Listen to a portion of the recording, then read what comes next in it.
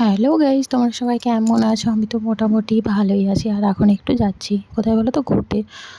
ঘুমোচ্ছিলাম, তারপরে ঘুম থেকে উঠে ভাত টাত খেয়ে দিয়ে বরকে বললাম চলো একটু ঘুরে এসে। আর আমরা একটু দেশকে এসেছি, তোমরা সবাই জানো, মানে জানো মতলব যারা ভিডিও দেখছো, এই হালফিলালি আমি ছাড়ছি। তো দেশকে এসেছি, চলো ঘুরতে। আর আমাদের এই সামনে পাঁশকুড়ার সামনেই মানে একটা কালী মন্দির আছে, মানে দ্বিতীয় তারাপীঠ বলে। এত সুন্দর মন্দিরটা। আর আমি প্রথমবারই এসেছি, মানে সববারই কী বলো তো, মানে ভাবি যাবো যাবো যাবো, তারপর যাওয়ার হয়ে ওঠেনি। তবে মন্দিরটা না বন্ধও হয়ে গেছিলো, সেই জন্য আর যাইনি। তো 2-3 বার দেশকে এসেছি, আশা অনেক ছিল কিন্তু যাওয়ার হয়ে ওঠেনি। তো ফাইনালি এসে গেছি। আর মন্দিরটা দূর থেকে দেখতেই পাচ্ছ, আর অনেকটা দূর গাইস, এত ভিতর দিকে কি বলবো। মানে যাওয়ার সময় যেন বেশি দূর দূর লাগছিলো, বাট আসার সময় যেন মনে হচ্ছে সামনে।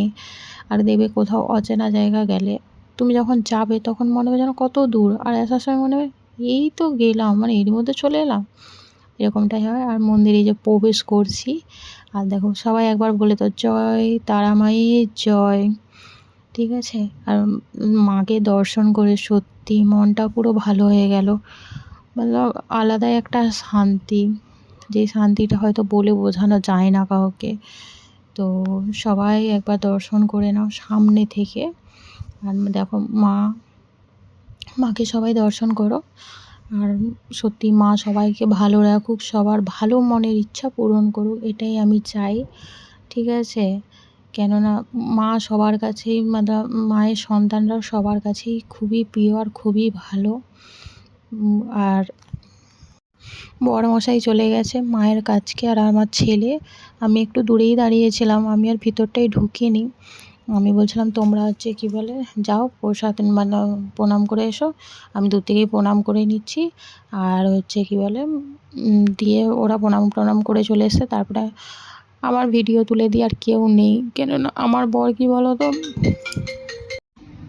আমার বরকে যদি বলি একটু ভিডিও করে দাও, ও বলবে না না তুমি তোমার ভিডিও করে নাও। তারপর আমার ছেলেকে কোলে নিতে হয়, ও হাঁটবে না। ঘরে থাকলে তো এদিক সেদিক এখন তো একটু মানে হাঁটাহাঁটি করছে, তাই ঘর দুষ্টুমি করছে। দেখো আমার ছেলের অবস্থাটা দেখো, মতলব ঘরে থাকলে এদিক সেদিক দুষ্টুমি করবে, আর কোথাও গেলে না না মা তোমার কোলে নয়, পাপা তোমার কোলে। মানে মামা দেখো, আমার ছেলেকে দেখো কত সুন্দর প্রণাম করছে, আহা কি ভালো লাগছে।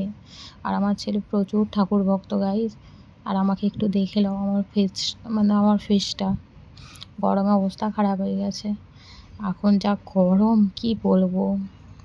আর আমার ছেলেকে দেখো, ও মাম্মাকে তো কেয়ারই করছে না, ডোন্ট কেয়ার করে দিচ্ছে।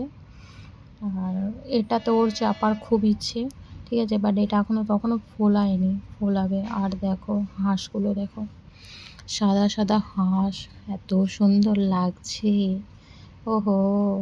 আর দেখো রাস্তায় আসতে কি সুন্দর ফুল চাষ হয়েছে।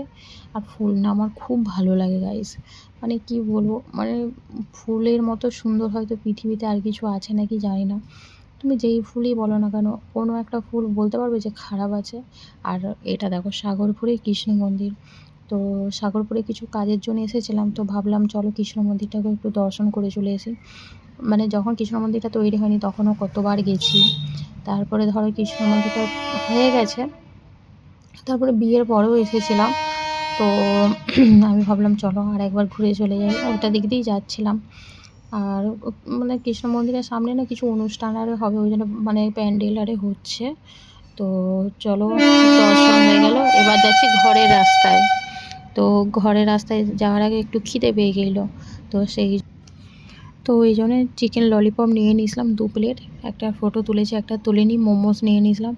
এত জোর খিদে পেয়েছে, অনেক কিছু মানে অর্ডার দিয়ে দিয়েছি, আর লাস্টে খেতে পারিনি। তারপরে এখানে চিকেন স্যুপও দিয়েছিল। আর আমি খাচ্ছিলাম বিরিয়ানি, সব কিছু ট্রাই করেছি, বিরিয়ানিটা স্পেশালি আমি অর্ডার করেছিলাম। তো ভিডিওটা যদি ভালো লাগে লাইক কমেন্ট শেয়ার করে দিও, আর প্লিজ একটা কমেন্ট করে যেও।